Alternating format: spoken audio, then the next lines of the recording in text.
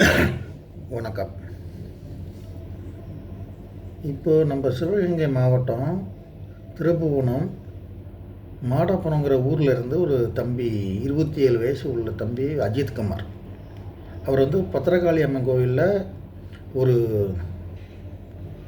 காவலராக பணி புரிஞ்சிருக்காரு. அதுவும் நிரந்தர பணி கிடையாது. இப்போது அந்த கோவிலுக்கு வந்த மதுரையிலிருந்து வந்த சிவகாமி அம்மா, அவங்களோட மகளோ பேத்தியோ நிக்கிதா மதுரையிலிருந்து வண்டி ஓட்டிகிட்டு வந்த இவங்களுக்கு ஏன் பக்கத்தில் உள்ள பார்க்கிங்கில் ஒரு வாகனம் நிறுத்தும் இடத்துல நிறுத்துறதுக்கு முடியாதா? மதுரையிலேருந்து சிவகங்கை இவங்களுக்கு முடியாதா?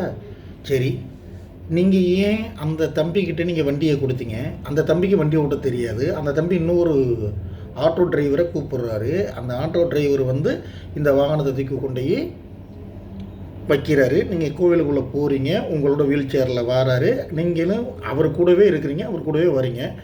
மறுபடியும் நீங்கள் போயிட்டு மதுரை போனீங்களா இல்லை வேறு எங்கேயாலும் போனீங்களாங்கிறது யாருக்கும் தெரியாது.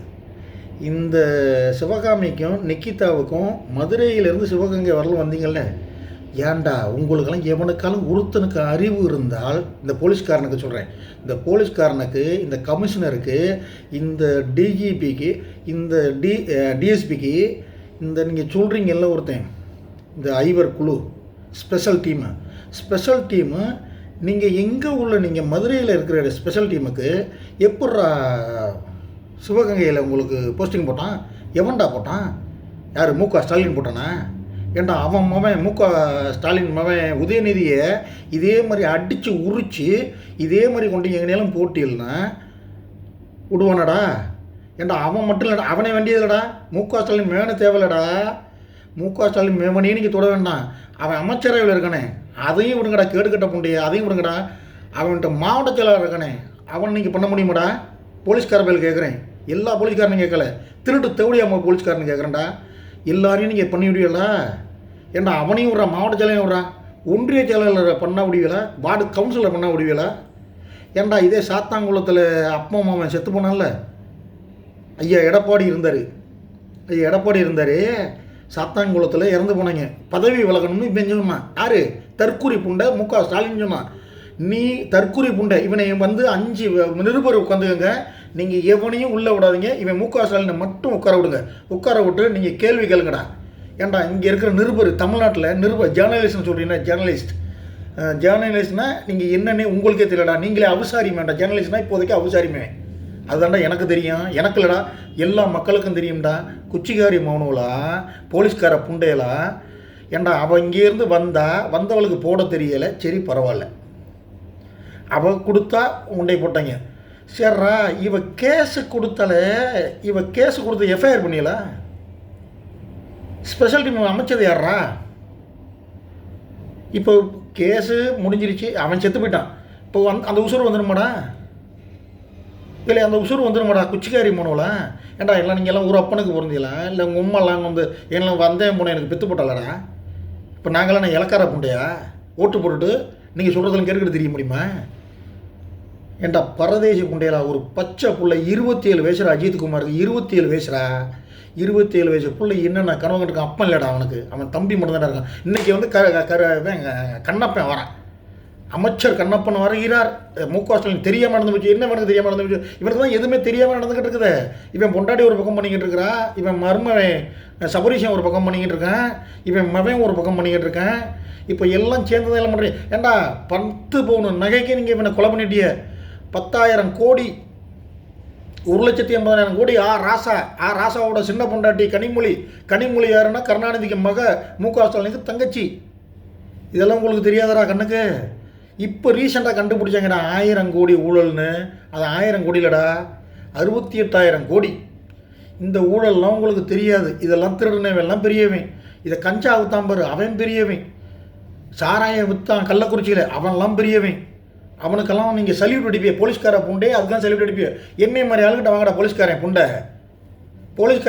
நான் எல்லாரையும் சொல்லலை, தவறாக யாரையும் சொல்லலை. இந்த மாதிரி உள்ள போலீஸ்காரன் என்கிட்ட வாங்கடா, என்கிட்ட பாருங்கடா புண்டை. இப்போ அஜித்குமார்கிட்ட போன மாதிரி நீங்கள் மற்றவன்கிட்ட போய் பாருங்கடா. பொம்மலை உங்களுக்கு இருக்கிறவனுக்கு ஒரு பக்கம், இல்லாதவனுக்கு ஒரு பக்கமா? குச்சிக்காரி பிள்ளைகளா? ஏண்டா உன் பொண்டாட்டி ஒருத்தி வந்து உட்காந்துட்டு எதுனா போலீஸ் வாசலில் தர்ணா பண்ணுறா. ஏண்டி அடித்ததுக்கு தெரியலை, அடித்து கொண்டிருக்காண்டி அவுசாரி, அடித்து கொண்டிருக்காண்டி உன் புருஷன்னு சொன்னால் அவளுக்கு தெரியலை. அந்த அவுசாரி என்ன சொல்கிறான், மேலதிகாரி. யார் அவன் மேலதிகாரி, எவன்டா உங்களுக்கு உத்தரவு கொடுத்தான்? இந்த மதுரை கிளை, மதுரை சென்னையோட ஹைகோர்ட்டு மதுரை கிளை, அவருக்கு நல்ல நீதிபதி, நல்ல ஒரு தரமான அப்பனுக்கு பிறந்தவர், தெளிவாக சொல்லியிருக்காரு. தெளிவாக என்ன சொல்லியிருக்காருன்னா, யாரா உங்களுக்கு இந்த அதிகாரத்தை கொடுத்தது? யூனிஃபார்ம் போடாமல் இப்போ எஃப்ஐஆர் போடாமல் நீங்கள் போனதுக்கான காரணம் என்னடா? அவனை ஏன் ஸ்டேஷனுக்கு கொண்டு போகல? ஸ்டேஷனில் இருந்த சிசிடிவி ரெக்கார்டு உங்களுக்கு தெரியுதுடா. ஏன்டா கோவிலில் இருந்த ரெக்கார்டு தெரியலை? ஏன்னா அந்த கோவிலுக்குன்னு ஒரு அறநிலையத்துறை அமைச்சர் ஒருத்தன் சும்மா சங்குதிக்கு நிற்கிற ஒரு குச்சிக்காரி மேவன், அவன் பேர் கூட என்னமோ தான். அவன் திமுககாரன் பேர் யாருக்குமே வாயில் வராது. ஏன்னா கருணாநிதி அந்த அளவுக்கு பண்ணி வச்சுட்டு போயிட்டான். ஏன்டா நீங்களாம் சங்குதி புண்டைய ஏன்டா திராவிடம் தெலுங்கு புண்டையெல்லாம் வந்துருந்துக்கிட்டு ஏன்டா அந்த அறநிலையத்துறை அமைச்சர் எங்கடா போய்தான்? கண்ணப்பன் வரான். கண்ணப்பனுக்கு என்ன அதுக்கு என்ன சம்மந்தம் இருக்குது? கண்ணப்பன் வரான்.